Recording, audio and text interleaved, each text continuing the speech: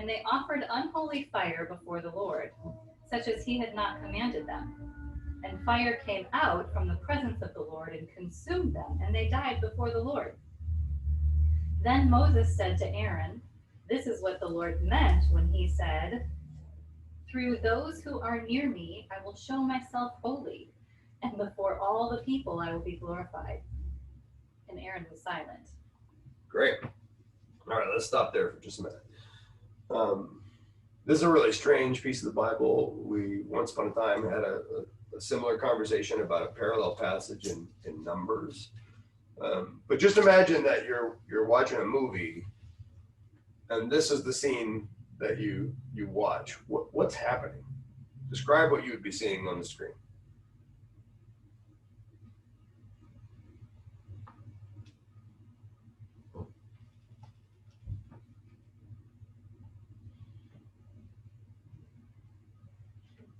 It kind of reminds me of like, I can't remember the name of an actual movie.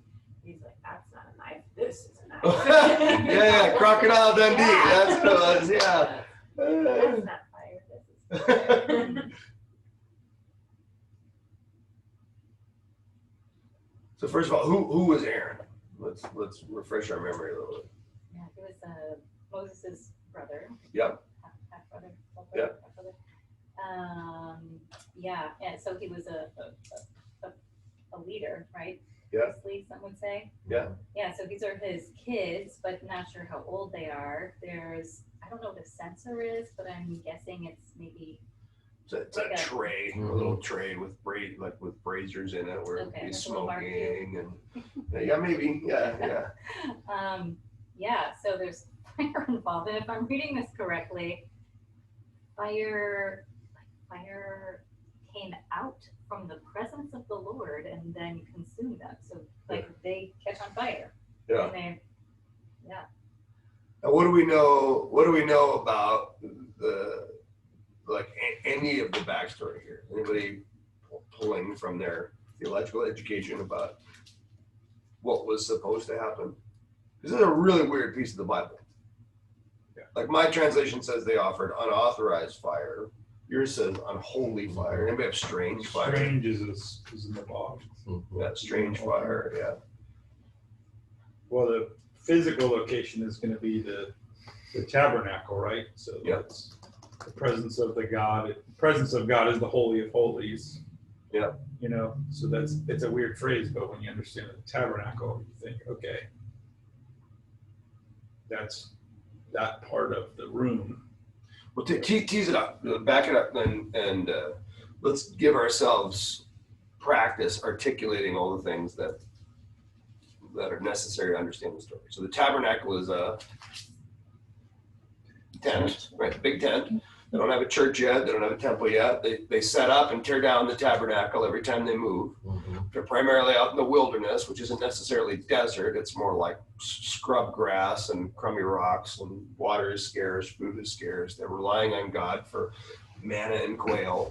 And we were told earlier, both in Leviticus and Numbers, and actually in Exodus, that every time you're supposed to offer fire to God, there's a certain place and a certain kind of wood you're supposed to go out and get.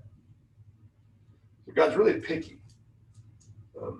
And I find it helpful to read all the Old Testament as God having really sharply defined taste. Yeah. Like God likes this kind of wood, not that kind of wood. You know, he's finicky.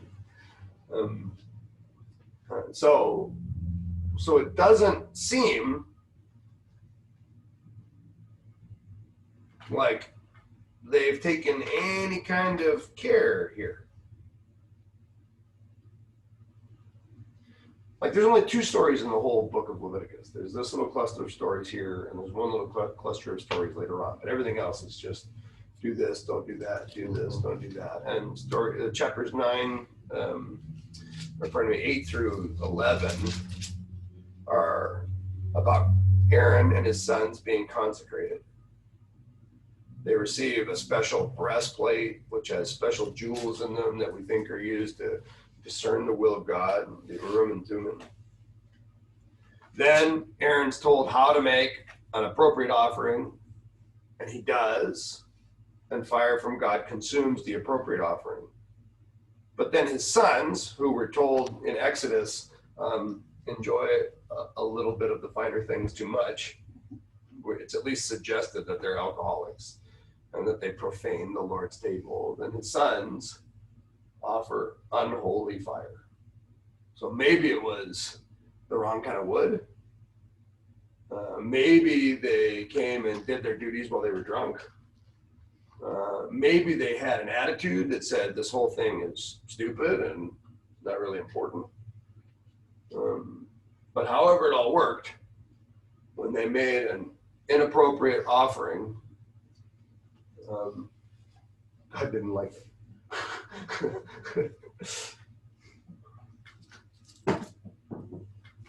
Kind of reminds me of just going through the motions of ministry. Mhm. You know, you can check off the boxes of ministry each and every Sunday or throughout the week or whatever, but at a certain point, if you're just going through the motions, it becomes unholy. It becomes an unauthorized fire, so to speak. Yeah. It's kind of like, drinking too much around the bonfire and thinking we're going to make this fire bigger with gasoline, and you get consumed by this. I think we have one or two stories of that happening in Michigan. Yeah. Yeah, it makes me think about sort of the power of intention. Mm-hmm. Whatever the intention was behind this fire, it clearly didn't work. Right. Yeah. Yeah, or is it unauthorized because of the timing? Yeah, I was wondering. Like they were intent on doing this, but it wasn't time to do it. Like I'm going to force God to do something when it's not actually the time to do it. The story makes me think about I feel like in our culture, we tend to think about if something was like holy or perfect or good, and let's say like, didn't wash my hands before something I touched and I'm going to mess it up. Like the Hebrew idea is always like, it's going to mess you up. Yeah. The holy is going to do something to you as opposed to you messing it up. The yod that you would use to touch a scroll instead of your finger to point. So just like, I don't want to touch it because it's going to hurt me, or not hurt me in a bad way always, like consuming air, but it's going to purify me perhaps, and it might be painful in the midst of that. But yeah, this one definitely less focus, it feels like, on the just purification of them. Maybe it's still trying to purify the people or the priesthood or something else, but that idea still seems like it's rearing its head here. The other detail there is God's response saying like, before all people, I will be glorified. Like maybe that's part of the problem too. Is like, who's actually being glorified here? Is it Aaron's sons, which seems to be hinted at as kind of a problem leading into this? But God's saying, no, this isn't about your little piddly fire. I feel like you gotta wonder, when we read a lot of stories like this point blank and the Bible doesn't care to be like uber specific to help us out. It's like, and sometimes that's how you get the like God in your mind is like, be careful, if you step wrong, I'll kill you, Yeah. And when you read the rest of the Old Testament, God puts up with some pretty crappy stuff happening in the Holy of Holies. Right. It's just like especially by Solomon's time, the place is just so completely, he's sleeping in there, possibly his sons are stealing all the sacrifice. Like that seems unauthorized, strange, Yeah. But so like, how severe really was this that God's like, nah, I'm not putting up with this. Kind of reminds me of Ananias and Sapphira too. Like, they just, I don't know. From the surface, you'd think, wow, they sold property and gave most of the proceeds to the church, but not all of it. Yeah. And, it just reminds me of this intention, you know, like this holy intention. And sometimes if we come with this like flippancy and it almost dishonors the call that we have, that they had. Yeah, it's probably the best stewardship text ever. Yeah. Best stewardship sermon. Yeah, there you go. So Moses quotes the Lord near the end of this section.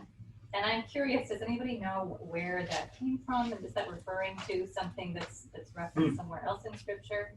Through those who are near me, I will show myself holy, and before all the people I will be glorified. Or is this something that's just referenced here in Leviticus? I don't know my Old Testament well enough to know personally, but Yeah, I don't have any notes in my Bible with that. Anybody have any footnote or anything with that? I was trying to look, but I couldn't find anything. yeah. Yeah. I think I think this is like the prophet side of Moses. This is God speaking. This is what happened just now. I think, go ahead. I'll just say, like, Moses is not taking a route that I would usually encourage pastoral care about. Usually it's not the best moment for a theology lesson. God says. Yeah. After this horrible fire, let's tell you why they deserved it. Oh, when somebody gets consumed by fire, though, like that, from the Spirit of God, you just say what the Spirit of God tells you to say. Yeah. Like you don't be like, I'm going to leave that out, God. Yeah, right. Yeah, this is what I want you to say. Hey, I don't know. Slow your roll, Lord. I think the whole story is fascinating. It's so weird. So God appoints Moses to be the leader of his people. Moses can't speak. He gets nervous in front of people. He's got a speech impediment. So he asks God to bring in Aaron. Aaron never has any of the same character, but he has extra charisma for Moses. So the people will follow Aaron. I'm sure from the vantage point of the people, 9 times out of 10, they were following Aaron, who was following Moses. Right. So I think Aaron is a much sexier, more provocative leader in the eyes of the rank and file. He becomes the first high priest, and then because he's got a bunch of kids, they're going to become high priests also. And his kids are a huge disappointment. His kids are a huge disappointment. But the disappointment just keeps getting worse and worse, right? Like God wants Moses. Moses says, I can't. That's a disappointment. I can't. Why don't you bring my brother in? Well, your brother's a disappointment. I didn't pick your brother, I picked you. And now your brother's got a bunch of kids who are huge disappointments. Right. So we just keep getting further and further and further away from the original call of God placed upon Moses, which I don't want to theologize about that too much. I just think it's a fascinating story. Maybe it's a story about nepotism. Maybe it's a story about favoritism. Maybe it's a story that whereas Moses talks to God face to face and Aaron only gets it sort of in pieces, maybe Aaron's kids didn't get it at all. In chapter 9, verse 24, Aaron makes an acceptable offering to the Lord, and fire came out from before the Lord and consumed Aaron's burnt offering. And all the people saw that, they shouted and fell on their faces. So they're in awe of God's majesty. And then we presume that this story of Aaron's kids happens right after him. It's in the very next verse, but we don't know if it took an hour, we don't know if it was a day, but And even Aaron's story, like his first big moment is the golden calf. yeah, right. You know, like his first moment of like, okay, it's mine. Let's build a golden calf. Let's do it. It's my time to shine. Yeah, Like his legacy ain't great to begin with. right. And we don't have any, like we have evidence that Moses reprimanded Aaron. We have evidence that Moses reprimanded Aaron's sons, but we don't have any evidence that Aaron reprimanded his sons. So maybe there's a fatherhood or a parenting lesson in here. I mean, the great part about these stories is that, like Jamin said, they don't tell you what the point is. They just tell you what happened. You know, like when you go watch a movie, you don't leave the movie and go, what was the point of that movie? Mm-hmm. Well, there was 5,000 points that you could infer or take. And I think we get that in strange biblical narratives. Well, let's keep reading because I think it gets weirder. Let's somebody pick up in verse 4.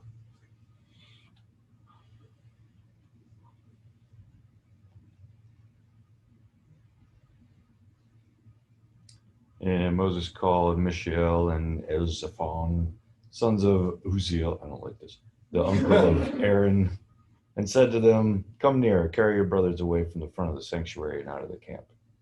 So they came near and carried them and their coats out of the camp, as Moses had said. Moses said to Aaron and to Eleazar and to Ithamar, his sons, "Do not let the hair of your heads hang loose, and do not tear your clothes, lest you die, and wrath come upon all the congregation. But let your brothers, the whole house of Israel, bewail the burning and that the Lord has kindled. Do not go outside the entrance of the tent of meeting, lest you die, for the anointing oil of the Lord is upon you." And they did according to the word of Moses. Okay, keep going. Or somebody else jump in and read from 8 to 11. We'll take a break here. The Lord spoke to Aaron, saying, "Drink no wine or strong drink, you or your sons with you, when you go into the tent of meeting, lest you die. It shall be a statute forever throughout your generations. You are to distinguish between the holy and the common, between the unclean and the clean. And you are to teach the people of Israel all the statutes that the Lord has spoken to them by Moses." All right. Remember, this is the same story.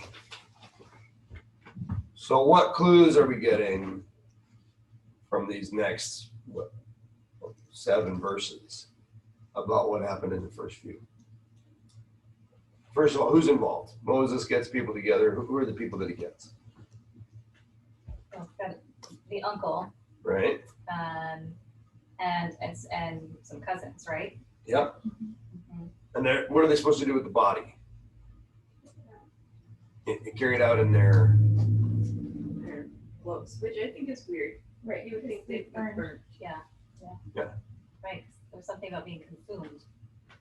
Yeah. Well, I think it's the Kelly and Melissa. You grab Jamin's body and use Kelly and Melissa's clothes, not Jamin's clothes. Oh. Why am I the body in this? Yeah. I was looking at the rabbis totally went all out on the tunics part, though. Like that it was consumed their soul and not just their body or something. You know, and Yeah. Okay. they like really were fascinated by the Different whole way of tunic being thing. consumed than physical. Yeah. Well, and just so why do you think they're not supposed to? Why are they supposed to carry him in the coat? So they don't touch a dead Right. body. Yeah. So they don't touch the dead body, because what happens when you touch the dead body? You're unclean You're unclean. All right. Now, where are they supposed to put him? outside of the Outside of the camp, because he's corpse. he's a contaminant. Yeah. He's got to get out. What? Are you? They messed up the sin sacrifice. And like, you know how the scapegoat was like sent out from camp, and Yeah. then they were transferred like they were the sacrifice. That's good. Good insight. So they got to get the dead body out so that the sinful corpse doesn't contaminate in 2 directions. The holy people in. They're not supposed to touch it. They got to use their cloaks to get him out. What's going to happen to him once he gets outside the camp? What's going to happen to this cooked meat in the middle of the wilderness? If they don't bury it, then it will be consumed. Yeah. Literally by the animals. Yeah. And the elements. And this, I think, is worth pausing and paying attention to. The person who is offering strange fire is consumed by holy fire. It's like there's such a fitting irony there. And that the people who were meant to prepare animals and eat the animals as an offering before the Lord are now going to be themselves eaten by animals, having their offering rejected from the Lord. Wow. So the unholy fire is met with the holy fire. Instead of eating the animals, you're eaten by animals. Instead of being in the Holy of Holies, you're outside of the camp entirely. And there's a symmetry to God's justice and judgment upon these gods. Now, again, we don't know why God found them unclean, but I'm not sure that that's the point of the story. That gets 1 verse, right? Strange fire gets 1 verse. But what you do with people who violate and how you're supposed to adjudicate, like what you're supposed to do to get your heart right, to get your community right, to get your worship right. But that seems to be of far more interest to the biblical writer.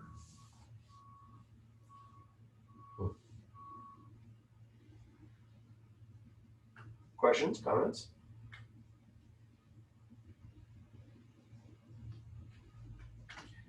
It seems like the drink no wine and strong drink almost comes out of nowhere. Like you really wondered if that was part of Why they got blown up. yeah.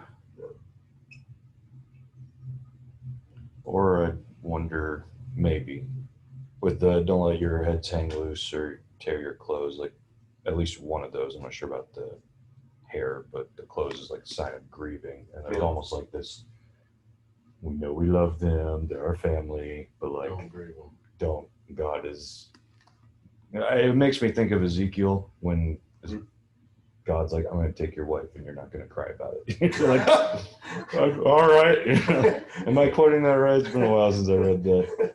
That's the message. Yeah. I'll take the delight of your eyes away from a stroke, yet you shall not mourn or weep, nor shall your tears run down. I don't fully know what the meaning was in that particular passage, but there's this like, God has done something, and despite the fact that we don't understand it, we need to try to agree with him. Live with it. Yeah, right. So I wonder if the drink is like, don't go waste your sorrows away or not. Might not be. But. Stay sober. Yeah.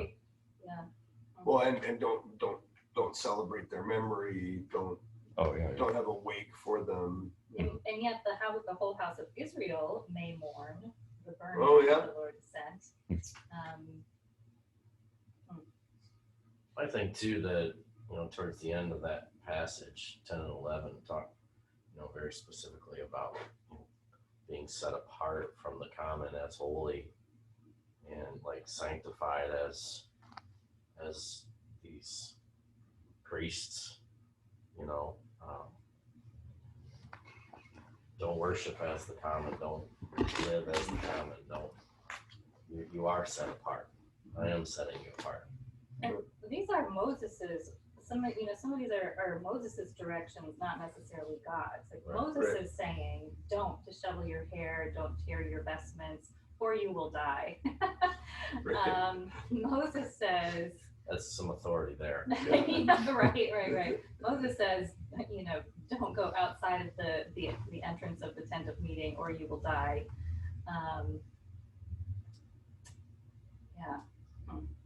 It reminds me, have you guys ever seen the show Freaks and Geeks?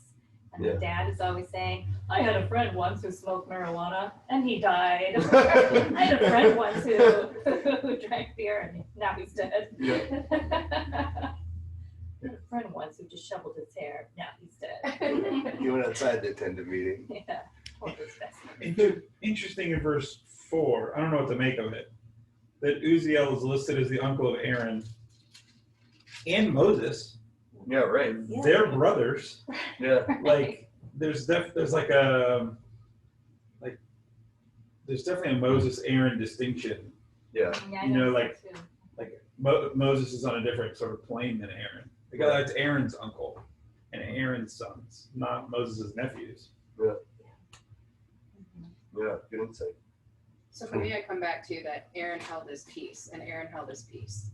And I look at that from like the parental, he just watched his sons. But then as you continue to go down and you go down to verse 8, and it's the Lord spoke to Aaron and it's doing, don't do these things. So you go from the parental side, I almost feel like it's the set apart piece, but that like when you're in your family, because it's all family, it's all relatives right here, like, hey, when you know better, be better, do better type of thing. And we don't have the time to deal with all that because they knew. And like at some point, they're speaking like, hey, this is what we don't do. This is what we don't do. So now we don't have time because they knew better. And now you have to remember this. Like, you're going to die if this happens. We just watched it happen. Told you so. That's kind of how I feel. Because, and the fact that with it being family, like when we have it, we still have to hold our peace, to be Aaron held his peace after watching all that. Well, yeah, because like our families can't consume all of us and take us away. Mm. from him as well. So That's great insight. Is to go like, what else was he going to do without himself being consumed? Exactly. Like, especially right there. Yeah. Like, Moses is almost like, hey, everybody, let's keep our crap together Yeah. until we get away from the fire, right? Yeah. Then we can grieve. You can say what you want over there. But for right now, let's keep it clean. Let's keep ourselves together till we're away from the immediate, like, actual danger of the holiness of the presence of God. Yeah. Probably like the fear on that too is just like, there's a dead body in the one place, dead body, like, let's clear this out immediately. I mean, because like, for them, God is life. He's the author, founder, and creator of all life. And that's why a lot of like ritual purity laws in the Bible that we find strange today, like they're all based around life. If God is life, then things related to death shouldn't be there. Yeah. So like, even though they're weird, like menstruation laws, don't go towards the tabernacle when you're on your period. It's not because you're unclean as a like moral thing. It's there's blood. Blood to them is death. Death means stay away from the tabernacle. Same with men, with the release of semen is like, that was life. You've lost life in some sense, stay away from the tabernacle until purity's gone by. So it's like, when you have a dead body in the one place where it shouldn't be, you can imagine like all right, everybody hold it together, let's get out of here before something goes crazy. Melissa, Kelly, Coates. Verse 9 reminds me a little like when we talk about like the Davidic covenant of like, I'm going to make you a king, like your family shall rule forever. Of like in the midst of losing your kids, God tells Aaron, do all these things so that you don't die, and this is a statute forever throughout your generations. Like there's a certain level of protection that feels present in the midst of that. Like, so we're in the midst of a bunch of danger and warnings, but also a promise that there will be future generations. Yeah. Well, I mean, Aaron has a bunch of kids. We'll get to some of the other ones here in a minute, but that is cool that God sort of re-upped the promise. And I think to your comment earlier, Jordan, I think the fact that God says out of nowhere to Aaron, drink no strong drinks, is again further textual evidence that the kids are, either had a problem with the sauce or were super cavalier and disrespectful. Well, I think probably super affirming there for God to speak right to Aaron. Like that would be a moment of, okay, I've screwed up enough. Now my kids have really screwed up enough. Now they're charcoal on the floor. Yeah. And Moses immediately starts speaking a message from the Lord. So for him to speak directly to Aaron in that moment, got to give him some comfort. There's a grace there, I think. Yeah, you're not cut off, even though your kids are stupid. I think too, like just Aaron constantly is like oftentimes like a showing of like what happens when God doesn't get his way. Like this, Aaron's a divine concession from the get-go, right? Yeah, right. Adam and Eve are basically prophet kings and queens. Like they have the king role and the prophetic role. They reign and they're in God's presence and hear from him and speak it out. Melchizedek in the Old Testament's like the last one who is like a king priest. Yeah. And then Abraham's where it splits. For the rest of the Bible, where it's just, all right, from now on, they're separated. It's just like the scariest thing ever. This is why David, I think, is such a, like the king we remember best, is because he was the one who acted the most like the prophet by trying to listen to God's voice. Yeah. And not just rule and let God's voice be found somewhere else. And we're like stuck in that limbo until, Hebrews calls Jesus like the new Melchizedek. He realigns the king priest role into one person. And if we're subjected to him, then we're a royal priesthood. We're kings and priests. So like Aaron was never a part of the plan from the get-go. Moses was constantly like, I'm not going to do it. To the point that at one point, God's like, I'm going to kill you, Moses. If you don't circumcise yourself, I'm going to kill you. So it's just like this constant Moses, like, I'm not going to do it. I'm not going to do it. So I wonder how much of like Aaron is not just a concession, but also like a punishment to like, all right, it's going to be hard for you to rule and reign and hear God's voice do everything you need to do. You're gonna have a partner that's occasionally gonna make that super confusing and weird, and I don't know. Well, and throw Miriam into the mix. Yeah. Moses and Aaron's sister, Mhm. who gossips and undercuts them and lets her racial prejudice severely screw up the story of God there for a little bit. Yep. So are Mishael and Elzaphan, these sons of Uziel, Aaron's uncle, are they replacing Aaron's sons in their role with things? I don't think so. I think when we keep reading, Aaron's got sons to spare. Okay. Well, So they were just called in to remove the bodies. yeah, I guess he's trying to keep it in the family, you know. How'd you like that job? Yeah. How'd you get your job? Well, my brothers took some fire, strange fire. I do think it's fascinating that the juxtaposition is not between something that's sacred and something that's profane. The juxtaposition is between something that's sacred and something that's common. Right? It's not like good and bad, it's good and normal. Mm-hmm. And so, you remember I told you that the kind of wood they were supposed to gather was a certain kind of wood from a certain kind of place, and one of the prevailing theories about the strange fire is that they just grabbed any wood, common wood, as opposed to sacerdotal wood, which I just think is really fascinating to go, like, how many times do we treat holy things in common ways? Like, it's not even that we're disdaining them or disparaging them or besmirching them. We just don't appreciate that they're special. Mm-hmm. Friendship, the privilege of being in ministry. The Eucharist. I mean, just like these things are so easy to downgrade. It's just another church thing. It's just another communion Sunday. It's just another. But then, of course, like if you ever want to have a great experience, a great friendship, a great communion service, a great sermon, the very first thing you got to do is believe in it, and not half-ass it. Right? I mean, you got to really invest yourself in it deeply, and you can't invest yourself in anything deeply if you just think it's another. It's just another Sunday. It's just another song. It's just another prayer meeting. It's, well, already you just. So what makes something holy then? Yeah. Great question. Mm-hmm. I think it comes with sacrificial desire at the very least, like, not that everything is a sacrifice, especially when you're passionate and love it, but it comes with that desire to be fully submitted to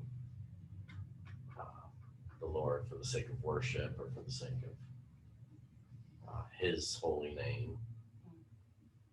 It's kind of like, I just think of the title of Oswald Chambers, my utmost for His highest, like. So then the common could be holy if you approach it in that way. Yeah, well, that's the definition of holiness, right? Holy means set apart. Set apart.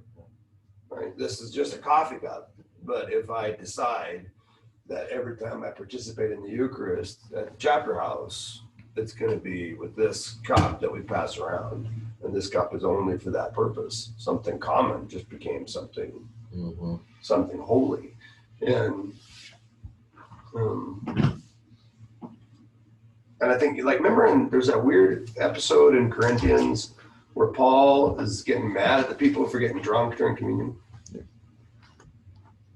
Chapter 11. Yeah. Yeah, where it's the obverse, you're taking something that should be special and you're downgrading it into something that doesn't matter. Yeah. It's not even that you're abusing it. You're just failing to appreciate it. Yeah. And the problem can also go the other way. Yeah. Where you take something that should be common and you put way too much on it. Mm-hmm. You know what I mean? Then you're pushing idolatry. Yeah, that's a great insight. So the problem can go both ways if you miscategorize either direction. I think with the way that we often talk about and sing about holiness, I usually think of it as like a moral quality, but like John Walton, I thought, made a great point in one of his books. He was talking about how when you look at what kind of things are holy in the Bible, it's essentially, does God own it or not? You know, like the Holy Land, like the land has no moral quality, it's land, but it is God's land, and therefore, since God owns it, it is holy because it's devoted to him, or it's his stuff is holy like he is. So, or set apart as he is. Yeah. I like that definition though, because God owns it. Yeah.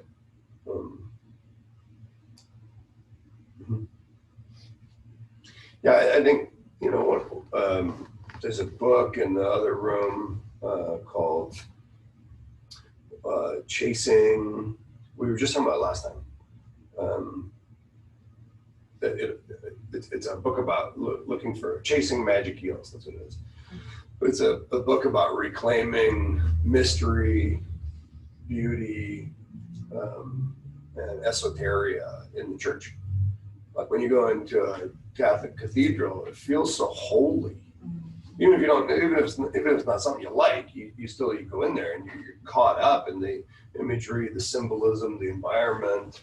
It feels spiritual. You go into most of our churches, and it feels like you're at Target. And so then there's a longing, I think, we have to have things that are special. You know? You don't think Target is holy? I do, actually. It's my favorite place in America. It could be. Yeah. That's the idolatry. Yeah. For some, it is a holy retreat. It's like hitting the mark, right? Target. Literally holes in the logo. I can see West Winds.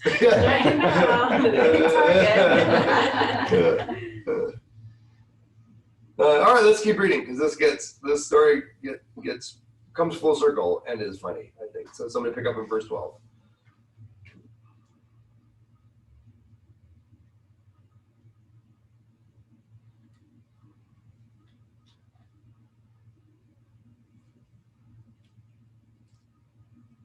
I already did it, so.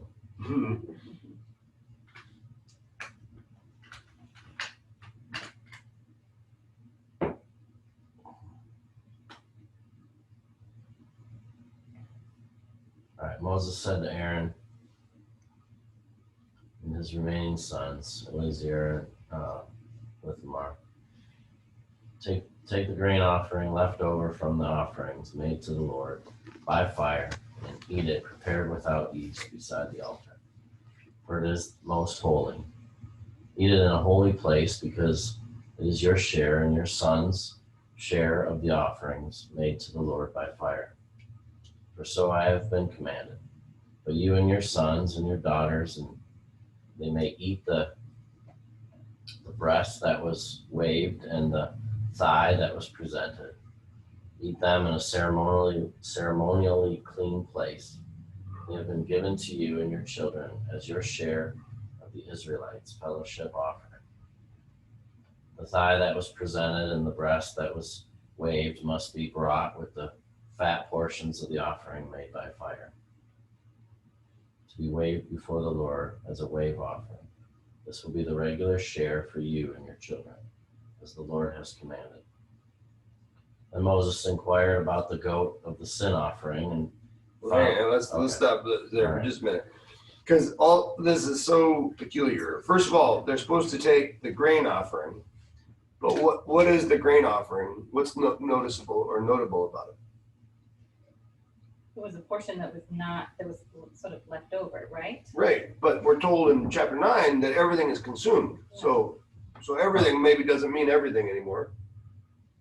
So you got leftover offerings, and then they're supposed to cut up parts of the meat, right? Yeah, in my translation, it uses the word elevated. I think yours was waved or something. Yeah. But this is right on the heels of two of Aaron's sons dying. Then God speaks directly to Aaron. And then Moses speaks directly to Aaron and Aaron's other sons and says, all right, we're going to get back on track. And there's this constant engagement with fire. God shows up in fire, burns the offering. They offer strange fire. God shows up in holy fire. Now God's coming back. One more, we're going to reclaim the stuff that didn't get consumed by the fire. You guys are going to eat it. You're going to participate in this meal. And there's more fire coming. So if you just think about this as the story of fire, and fire is the main character, fire is very busy in all this. So Moses diligently inquires about the goat of the sin offering, and it was burned. It was burned up. Fire's at it again. And Moses was angry with the remaining sons of Aaron, saying, why didn't you eat the sin offering in the place of the sanctuary, since it's the thing most holy, and it's been given to you that you may bear the iniquity of the congregation to make atonement for them before the Lord. So when Kelly talked about the dead body being a substitute or a scapegoat for the sins of the people, Moses is picking up that thread and putting it back on the kids. Why didn't you do what you're supposed to do to make things right? Its blood was not brought into the inner part of the sanctuary. You certainly ought to have eaten it in the sanctuary. That's what I told you to do. And Aaron said to Moses, behold, today they have offered their sin offering and their burnt offering before the Lord, and yet such things as these have happened to me. If I had eaten the sin offering today, would the Lord have approved? And when Moses heard that, he approved. All right, what the crap is going on there?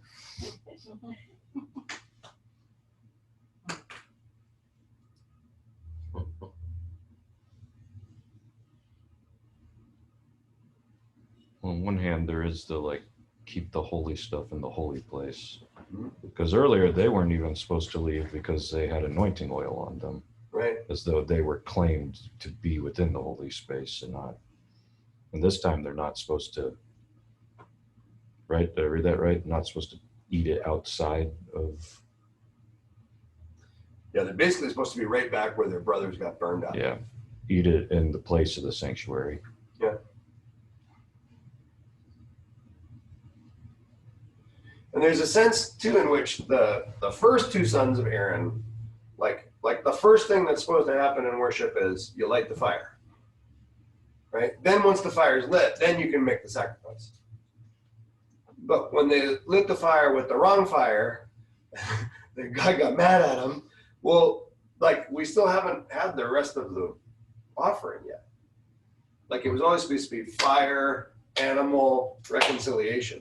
Instead, we got fire, fire, fire, fire, fire. And God is like, we need to get back on track. We need to get the people whose responsibility it is to make the offering back to make the actual offering so that the reconciliation can occur. Morning, dude.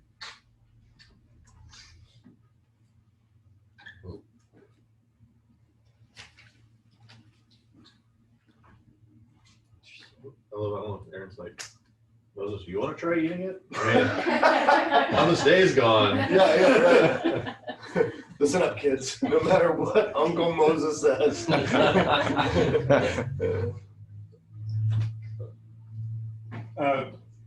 Pretty gutsy of these sons to not follow instructions.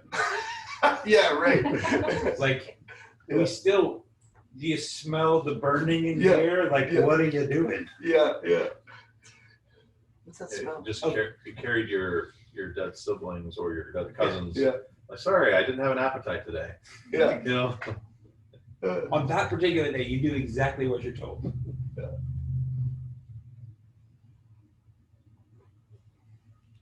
Well, I think that there's a funny sense because this is so early in the Bible and this is so early in the story of God's people. They don't have all this stuff figured out yet. Mm-hmm. So there's a sense in which that they're fumbling and they're grasping at straws, and the only thing they have to go on is what God tells them right now. They don't have a playbook yet. They don't have a Levitical code yet. It's being hammered out in the moment. And it's funny because we think about all the rules and regulations, but all these rules and regulations happen in response to the fact that somebody who didn't do it right died.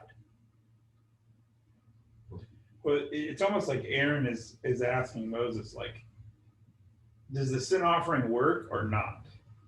Like, okay, my sons have messed it up, but they actually made the offering to cover sins. So did the offering cover the sins, or are they going to get punished for the sins? Like, part of what's at stake for Aaron is, do we trust this sin offering to cover our sins, or do we not? Well, and how perfectly performed does it have to be? I Yeah. mean, they ate the stuff, they just ate it in the wrong place. So did the magic work or no? Yeah. Did the spell take? You know, that's kind of the thing. Yeah, you almost like, do you have to do the sin offering good enough for the sin offering to work? Yeah. Then is it really a sin offering? If it doesn't actually cover the sins of made along the way. Why do you think it's only after Aaron loses his mind that Moses approves?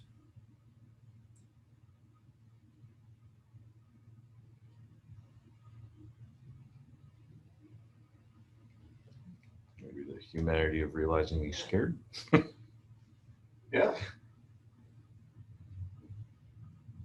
Because he realized how serious it was.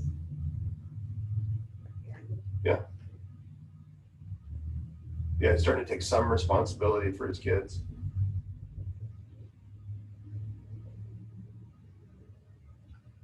There's almost a juxtaposition too of, does God approve versus does Moses approve? Like, when God doesn't approve, there's fire involved.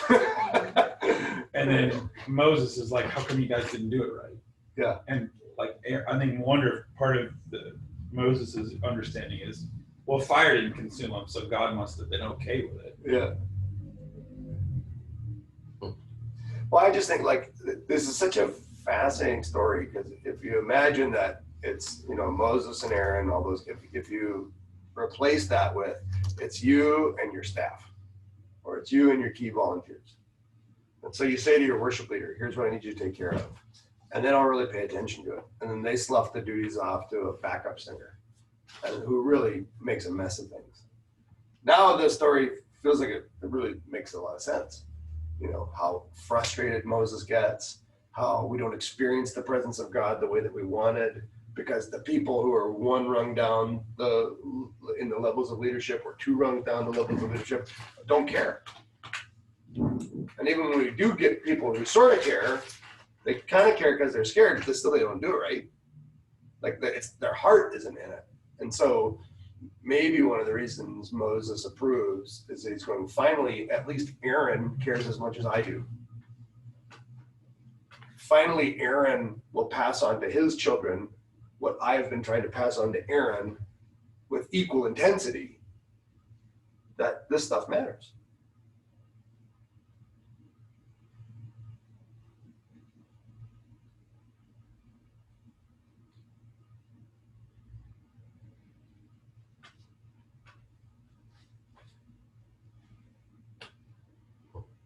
We're in Numbers chapter 10, or probably Leviticus chapter 10.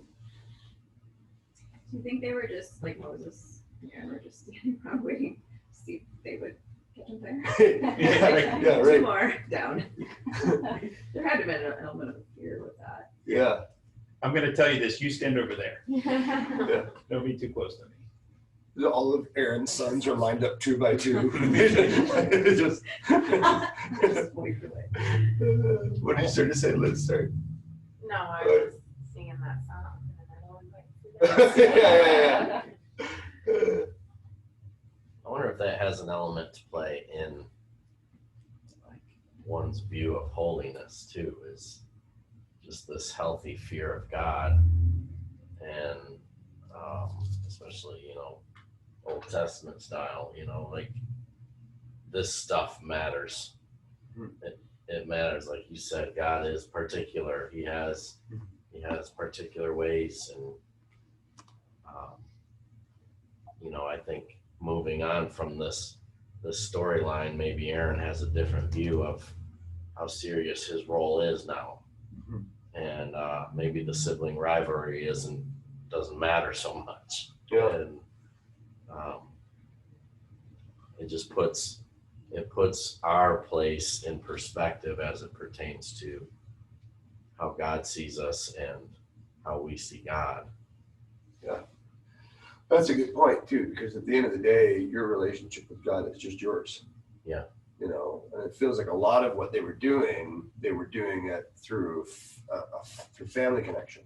Aaron is helping his brother. The kids are helping their dad, and Moses is going, no, this is about me and God and the people in God. And Aaron's going, yeah, okay, I hear you, bro. No, don't listen to me. You got to get it right with God. Yeah. And then the kids are going, okay, Dad, we'll take care of it. And Moses is going, you got to get right with God. Don't worry about your dad. Don't worry about your brother. Don't worry about your uncle. You got to key into what's happening. And again, boy, isn't that one of the huge frustrations of leadership? When you go, I got a staff person, or I got a key volunteer, or I got an elder, somebody that I've entrusted with this thing that really matters, and they just are sort of going through the motions because they're doing you a favor. Yeah, you asked me to take care of it. I'm a good guy, so there you go. And you make something sacred into something common. And but there's also there's a personal side to that too. Like I think the most interesting part of this story would be Aaron coming home to explain to his wife how his day at work was. Right? Like, go home and try to tell your wife, hey, funny thing happened today. Who was your favorite guy? Like in the aftermath of this, there's a family that has grief and loss that have been wounded by ministry done poorly in some ways. Yeah, that's that. Actually, the text is the silent club. I mean, you can see it in Aaron. Like he's almost to Moses. Do you know what this day has been like for me? Like, let's just go home. Tomorrow is a new day.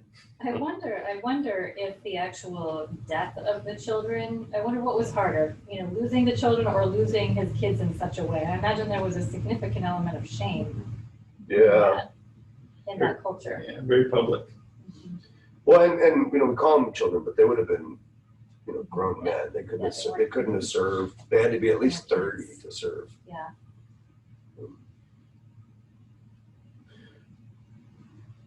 But yeah, I mean the sting of humiliation.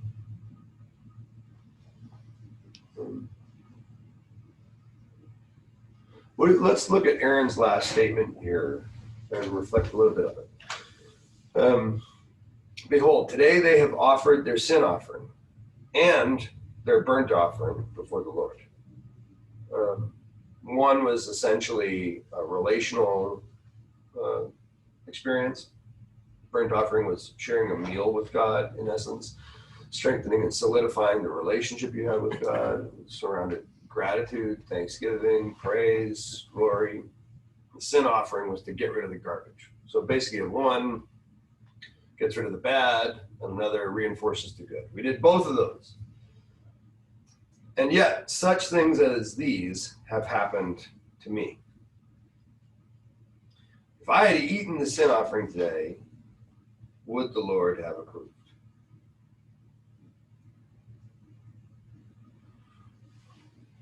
What's he saying? Put that into common parlance. What's Aaron asking?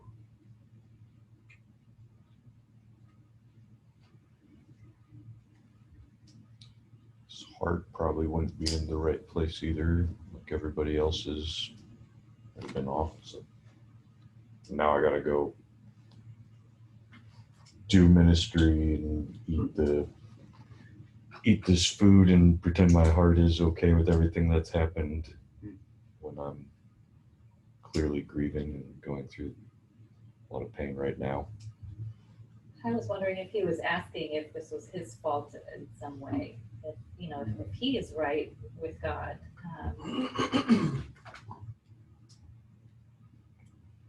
If I had eaten the sin offering today, would it have been agreeable to the Lord? what does that mean? Does that mean if I had eaten the sin offering today, would God have accepted it because we're cool, or because I'm, my heart is right? Yeah. Yeah, or how much is enough? That's Mm, the other side of that. mm, So in chapter 9, Aaron offers both the sin and the burnt offerings, and they're acceptable and pleasing to the Lord. So I wonder if there's a sense in which he's asking, like, do I have to do everything myself? Is it not safe to entrust worship even to my own kids? And maybe is the first part of the question him going, look, we did everything we were supposed to do, and we still suffered. I think that's a really fair ministry question. That's a really fair parenting question. Like, we did everything right, and it went really badly. mm-hmm. And that's an interesting little parable to, sort of bury inside this book of the law, right? Yeah, right. We did everything we were supposed to, and yet we still suffered.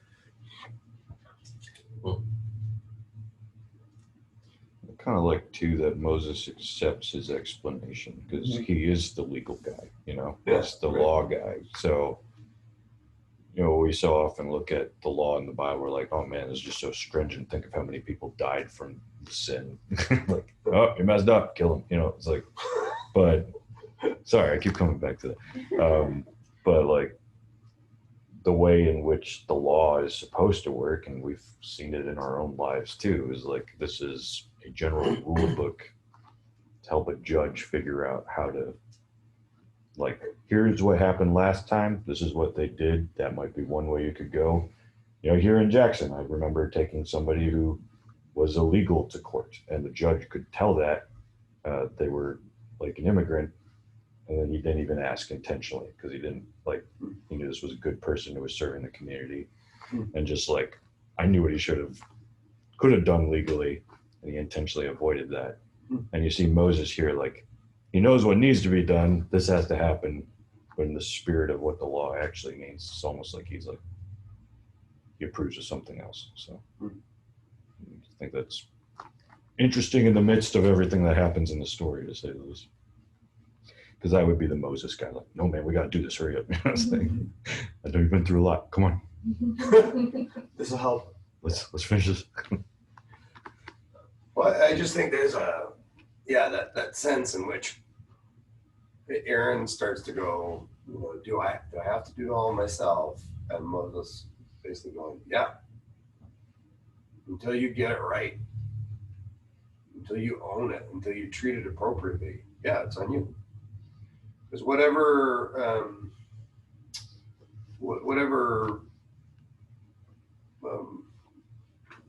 craftiness there is, whatever waywardness there is in Aaron gets amplified to his sons. And clearly not just the two dead ones, because the other two that are mentioned don't nail it out of the park either. In chapter 11, there's going to be rules for all the people about what's clean and unclean. Yeah. So it's a trickle down. Yeah.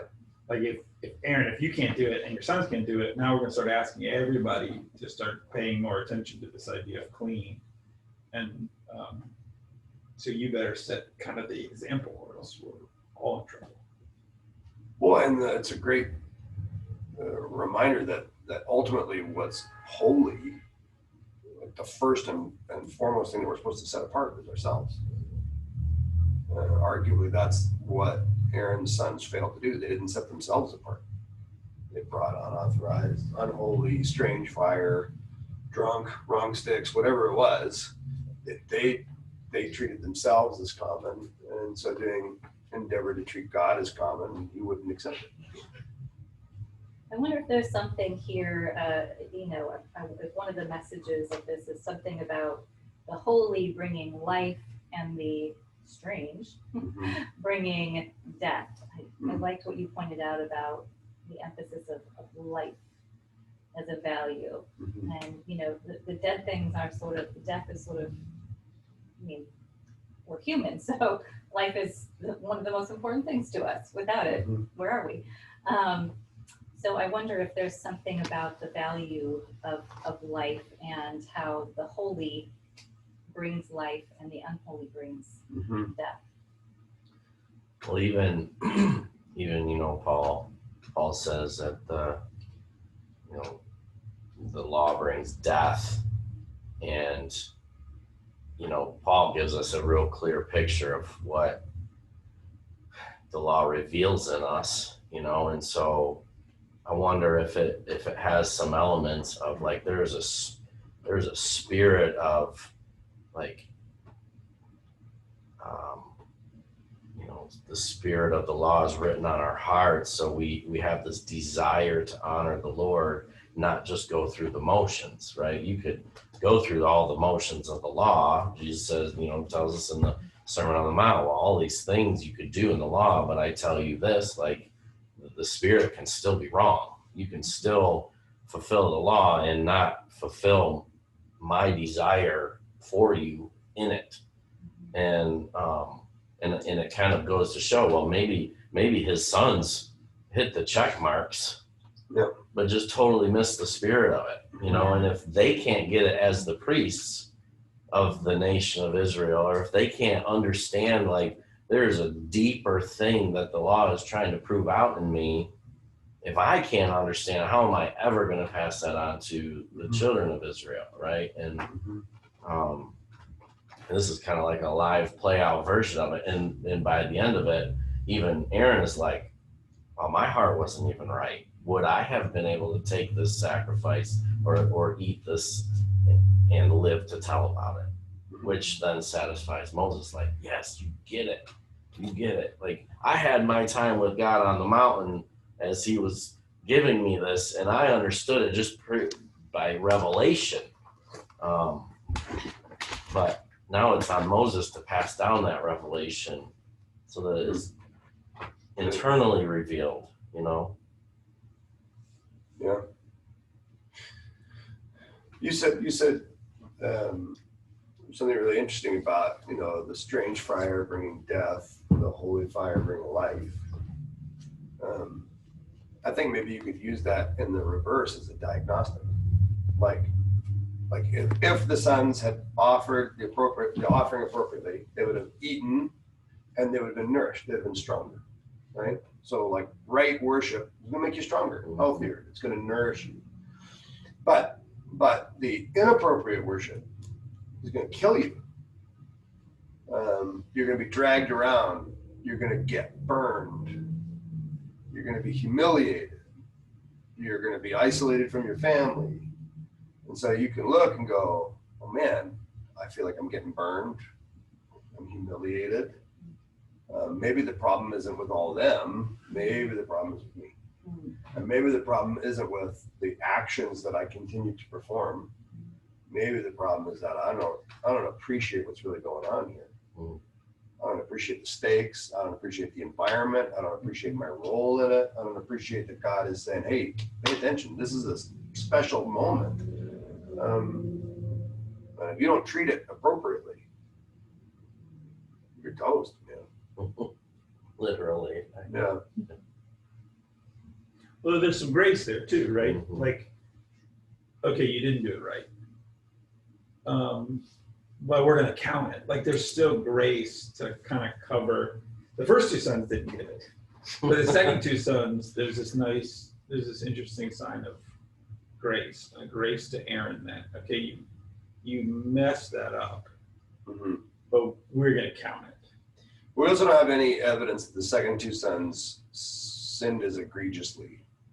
Like they didn't go get the weird fire, wherever the weird fire comes from, and they don't have any hint about them concerning drunkenness or substance abuse or whatever.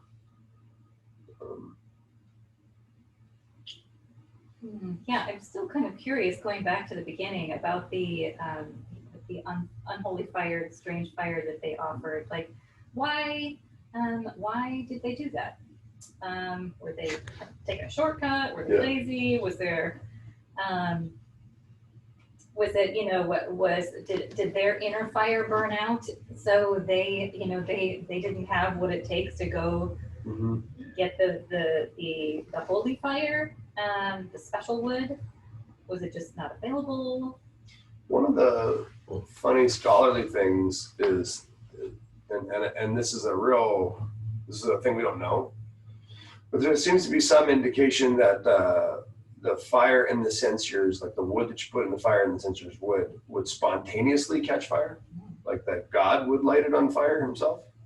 And so one possibility is that they gathered the wood, but it wasn't quite the right wood. So then the fire didn't show up. So then they're like, hey, dude, give me your lighter. And they kind of, they fudge it. But again, we're only talking about one or two verses. And then again, there's a parallel account in Numbers, but there's just not enough information to go on. And with the second sons, did they disobey something that came from the Lord or came from Moses? Because in the second, when he talked to them about how they're supposed to eat it and stuff, it just says that Moses spoke to them. It wasn't a message from the Lord the same way.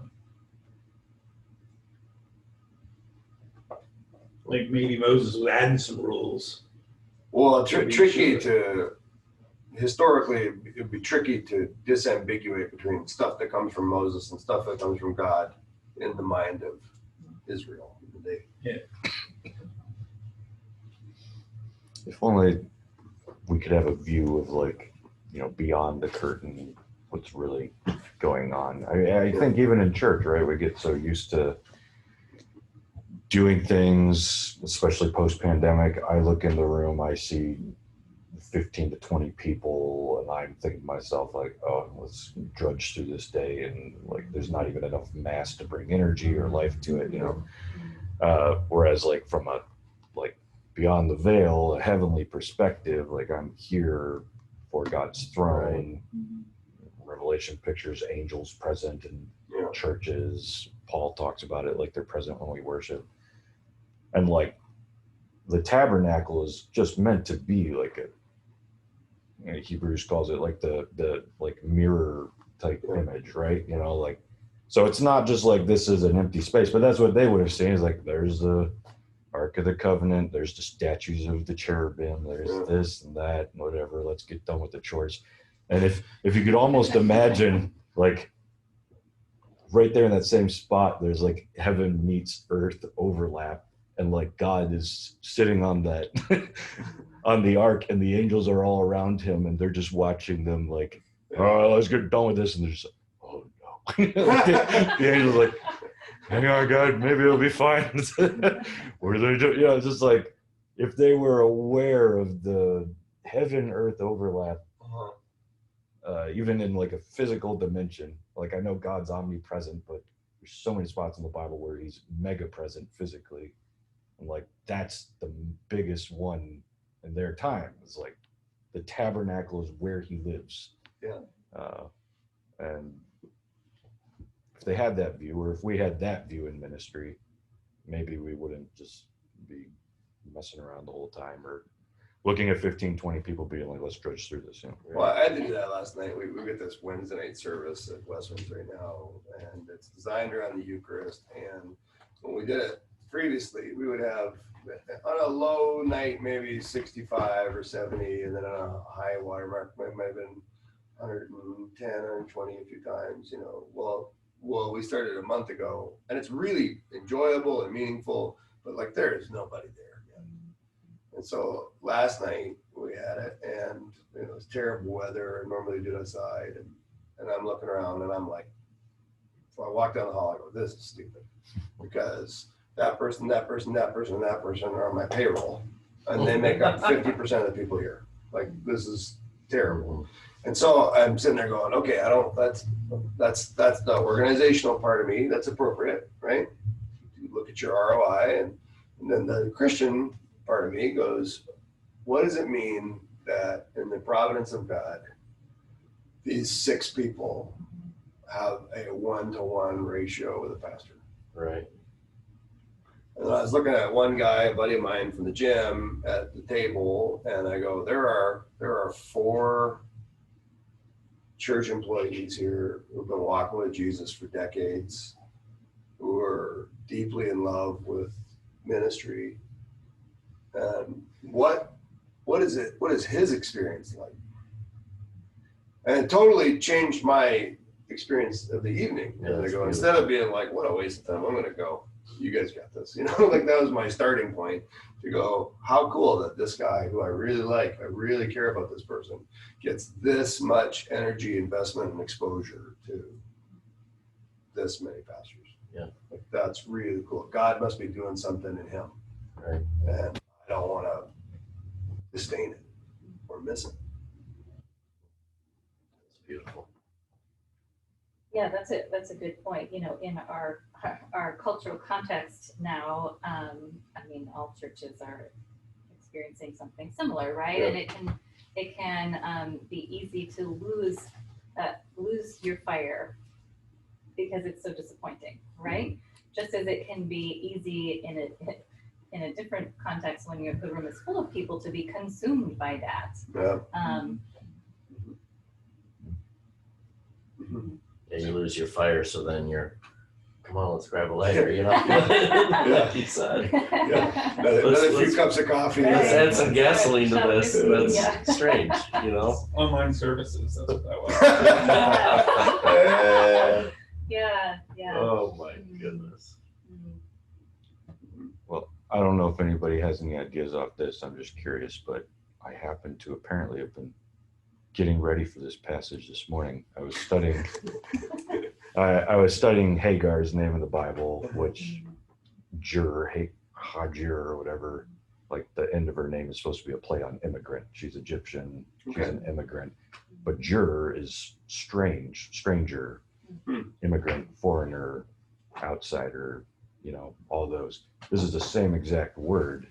So like thinking from that capacity, how is the fire immigrant like or outsider like or foreign? Is it just so completely removed from like the culture of what they were supposed to do, or I don't know. That's I'm just interesting because curious. it comes. I'll go back and read it, but it seems like it comes from God, and like you said, the fire is a character in this, vignette, but also we know throughout the saga in the Old Testament, the fire is a character that represents God. Yeah, the pillar of fire at night, The consuming fire, the Elijah and the prophets of Baal much later. Yeah, or even the fire that doesn't consume, the burning bush. Yeah.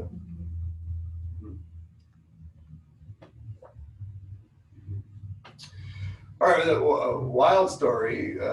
Let's land the plane a little bit.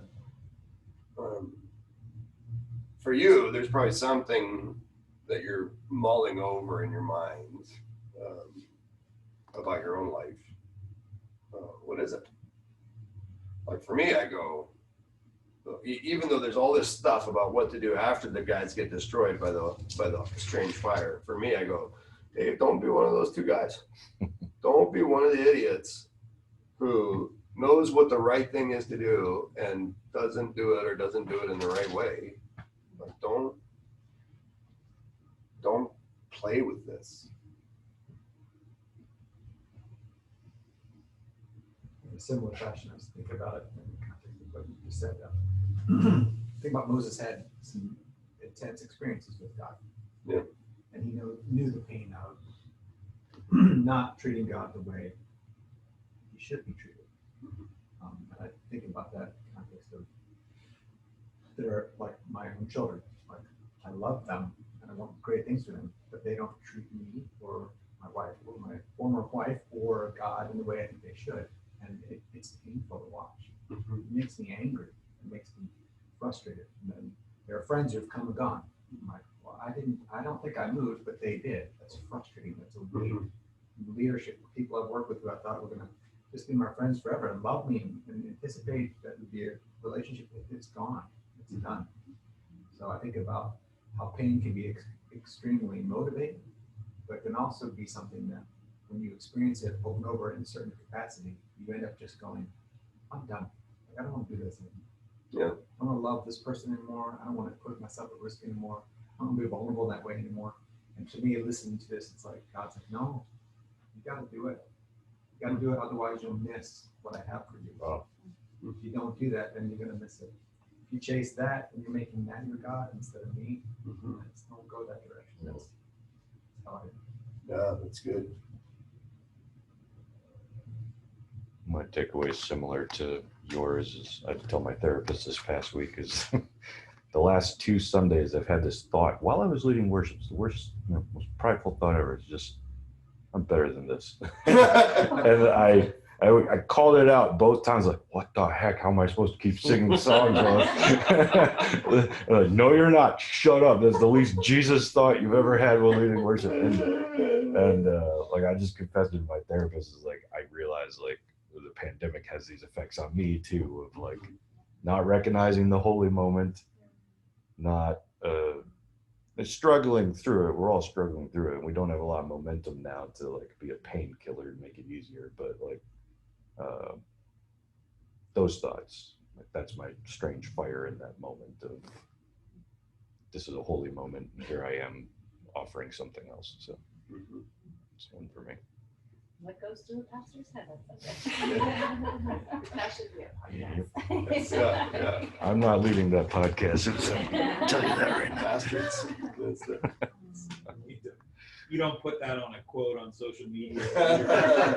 Why is this rated MA? Well, at least you didn't say it out loud and have to say, did I just say that out loud? I tried not to go into any spontaneous worship Yeah. for fear of what might come out by accident.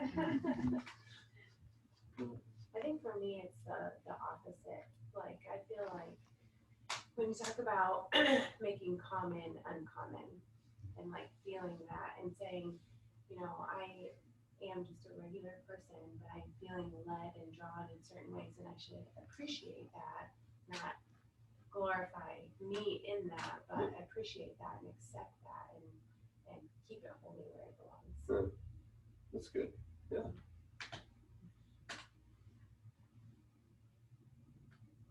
Think of Acts when they come out of the courts and basically proclaiming they just who are these ordinary men that are doing these extraordinary things, you know, in the name of this Jesus. And I mean, I think it is so easy to just let the incredible privilege that we have as ministers and ministry leaders, and if we really do truly walk into it each time with this like awe feeling of we get to do this, you know, like having that moment where you really are ministering to 4 staff members and 1 guy, and yet it's still such a holy moment. Man, that is just beautiful. That's kind of where I'm at. Like, I just feel like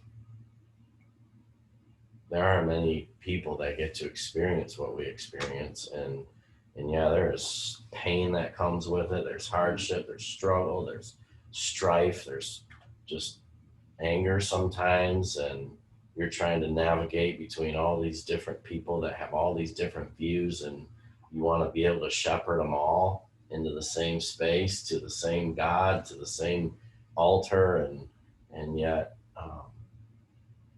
you know, it's kind of expected that they would maybe treat it less holy because they don't know, but we do, and yet we still tend to go there. This is profound already, you know, just, and I don't even feel like I'm there. Like, I don't feel like I'm in that place where I've struggled to maintain that yet, but I can see where it could come about. So you plan everything, you put all these hours into something, and you feel like at least when you see a large group of people, there's a reward in that of some sort, which you don't get when there's 1 person or 4 staff members and 1 person. And yet that's not why we do it. Yeah, the time to worry about the size of the crowd is not in front of the crowd. Or after a pandemic. Yeah, right. Yeah, sure. You worry about it during the week, and then you feel sad about it the day after. But in the moment, you gotta just. Somebody else. Yeah, I mean, a lot to think about, but what hit closer to me was just thinking about Aaron with his sons. Because two of my kids are teenagers now. And I look at these people living in my house and I'm like, where did you learn that crap? Like, where did you start doing that, having that attitude? And I think you said, like, Aaron must have been like, we did everything right, and yet here you guys are. So that hit me closer to home, just thinking about my kids who are good kids, but like, where the hell did you learn how to say that or think that way?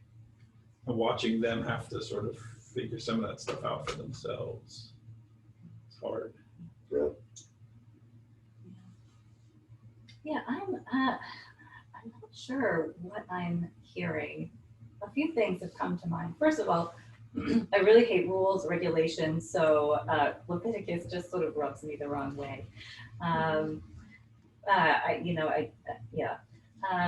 But also just thinking about the holy and the common, and I guess for me recently, I like to question things a lot, and so I'm still sort of questioning the mantle of ministry that, I don't know, somehow has fallen on my shoulders. How did I get there? and so wondering, does it matter what I do? Does it matter to have a title of pastor and this job description, or because of who I am I going to do what I do, this holy thing, no matter where I am or what I'm doing? And is that okay? I think about my dad, who does not have the title of pastor or minister, but is always doing that. He's a builder. But every conversation we had, he's like, oh yeah, I was over at the Home Depot and I was picking up my lumber and I talked to this guy and prayed for him, and we had such a moment, and I really think God was speaking through me, and I'm thinking, wow, I made the spreadsheet today so we could track whatever. Right. I thought I was in ministry. Yeah, I spent like 3 hours today emailing and yeah. So what is holy? Like, where's the holy work? And what is the difference between the holy and the common, the strange fire? Do I want the strange fire? I like the sound of that, actually. But you're right, though, that you wonder, when I get stuck doing the business of ministry, did I just take something sacred and make it common? Or am I like Brother Lawrence, where I'm practicing the presence of God and my spreadsheet becomes a prayer? Like, and how do I know which one of those is right, except to trust the Spirit in the moment? But is there anything else to go on? I resonate with that. Like in this 6-hour window of time, if I was a librarian or a pastor or a barista, I don't know that it would be any less certifiably spiritual. But then, of course, I think a librarian is a minister and a barista is a minister. And I go, so why can't I be a minister while being a minister? So it feels a bit circular, but it's honest. Like those are the questions that we ask. Yeah.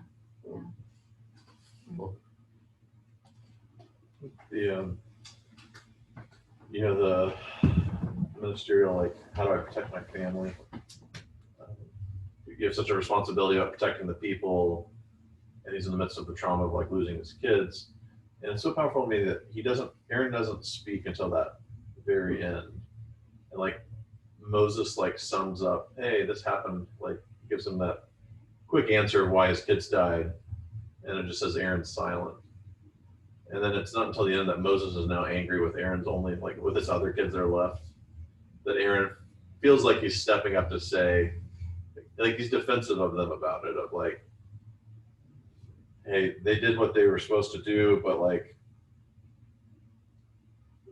what's agreeable to God? Like right now, I don't know. Yep. And you just feel a little bit of like protectiveness in that response. And maybe him like personalizing it to like, I don't know if God's okay with me right now. Like, you know, you're angry with my kids, but like, where am I in God right now is I'm not sure either. And something in that protectiveness kind of gives Moses a pause back. But I don't know, it's always hard to figure out how to navigate, you know, your family's life and how it gets mixed into ministry, especially if they're people in ministry. But I do want to know, like, what's the scene where he goes home and talks to his wife, and what on earth does that look like? I think that's why it's such a cool story. I mean, if you imagine this as a movie, like this is a long movie. There's a lot of plot here. There's a lot of things that have to develop and happen. If you were to contemporize it and imagine that they're you know, a family of pastors, and that, you know, the boys are, you know, go and do church and it's all about them, and on the way home they get killed in a drunk driving accident. I mean, all these questions are so honest. They did everything they were supposed to do. Is it up to me? You know, where did they go wrong? And the whole narrative starts with God saying to Aaron, prepare an offering for me and it's acceptable. And then, so you just think if you're to watch it all unfold, it's so different than the Christian movies that we typically get that are only about somebody saying yes to Jesus for the first time. But I think one of the things that the pandemic has done, you know, whether it's the race riots, whether it's the incredible political divisions, the massive conversations about gender, the tons of people who are coming forward about church abuse, church scandal, walking away from the faith, I think we're going to find there's a lot more in the Bible that'll nourish and sustain us through these complex situations than just the idea that, you know, all who call upon the name of the Lord will be saved. And I think a story like this that's so messy and so convoluted is a real story about family, faith, worship, service, intention. And they didn't have to put it in there. Right. Like it's almost an interruption of here are all the rules. But to say like, no, these have a real place with real people and real contexts and challenging applications. Mary Douglas is an anthropologist who wrote an amazing book called Leviticus as Literature. And she says if you read the book like an anthropologist instead of as a theologian, you can, if you imagine looking down at the tabernacle from a bird's eye view, then the descriptions of all the rules and the sacrifices follow the stuff in the tabernacle, like where the censer and the laver is. And the two stories, the two narrative sections in Leviticus appear where the two gates are into the holy place and the most holy place. So she says this story is about what it takes for us to be admitted into the holy place. And the next story is about what it takes for us to be admitted into the most holy place. Which is just a cool, So is that suffering or following the rules? Yeah. Yes. Yeah, that's great. That's a great. Yes. Yes.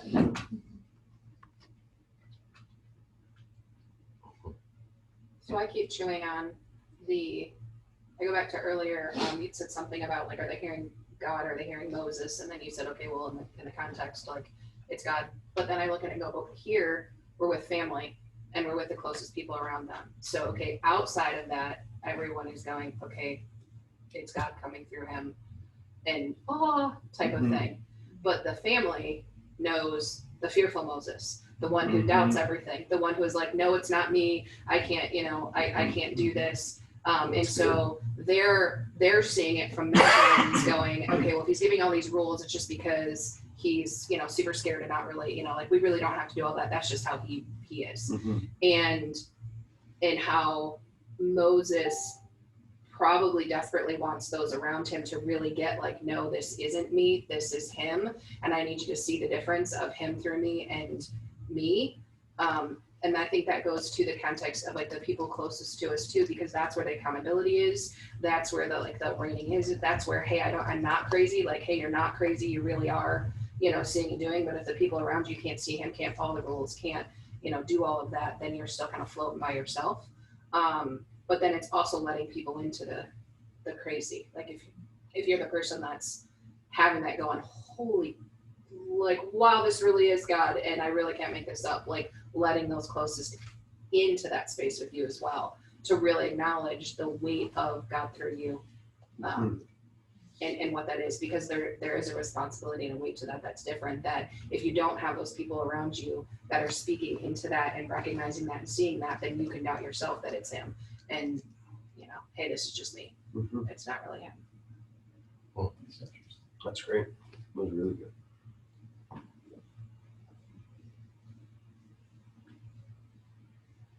And the fact when Aaron says at the end, the heart part, like, what I've been able to, like, we have to have those people around us that we can be honest in the moments where, hey, I'm not the holiest right now. I wasn't in the greatest mindset. I didn't do this the right way.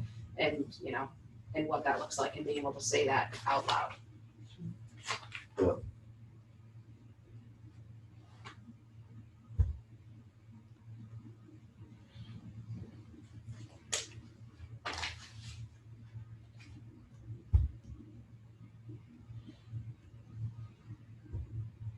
Anybody else?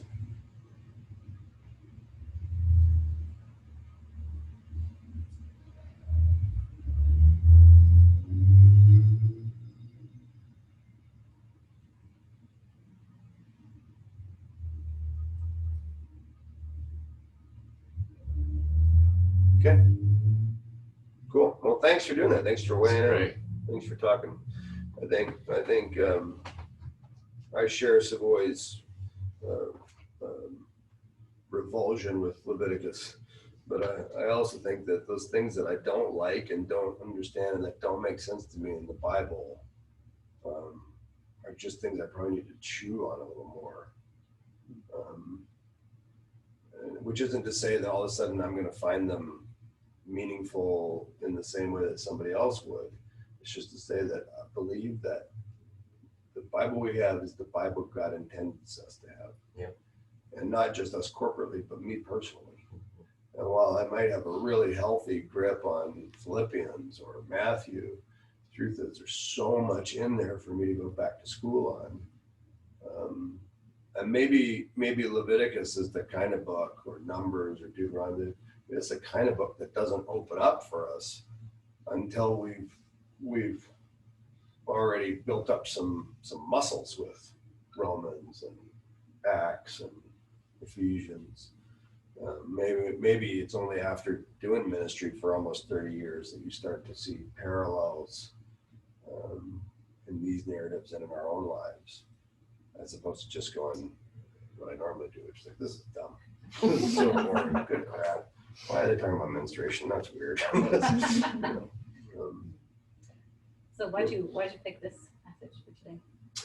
I wanted to do this passage in Leviticus today and the other story in Leviticus tomorrow. We're getting ready to teach through Leviticus at Westwinds for 6 weeks, but I don't think I'll have a chance to talk about these two stories. So they're so fun. But instead, I wanted to look at the big blocks, through the church. Like, what is it? What does sacrifice mean? What does worship mean? What does the wandering mean? What does leadership mean? All those kind of things that are more meta perspective. But this is so. And also, this would be terrible to preach. Can you imagine? Like, how do you contextualize this? I need 4 hours. All right, let's take a little break.